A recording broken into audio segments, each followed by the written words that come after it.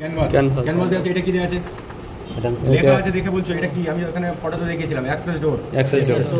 এটা কি দেওয়া আছে? এটা সাপোর্ট। এটা সাপোর্ট অ্যাঙ্গেল।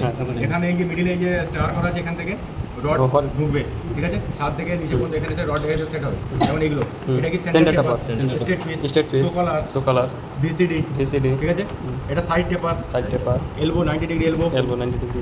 এটাও সোজা পিস। এটা সাইড টেপার, এখানে সো কালার, ঠিক আছে? বিসিডি, এখানে ভিসিডি, এখানে এটা হচ্ছে ফ্লেক্সিবল কানেকশন আছে। তাহলে এটা কি সাপ্লাই? এটা কি রিটার্ন। প্রত্যেকটা জায়গায় দেখো এটা কি দেওয়া আছে? এগুলো রিটার্ন গ্রিল, জাস্ট এটা দেওয়া আছে। দেখো রিটার্ন কি টানতেছে, অ্যারোটা দেখলেই বুঝতে পারবে। শুধু জাস্ট টানা কাজে কি টানবে।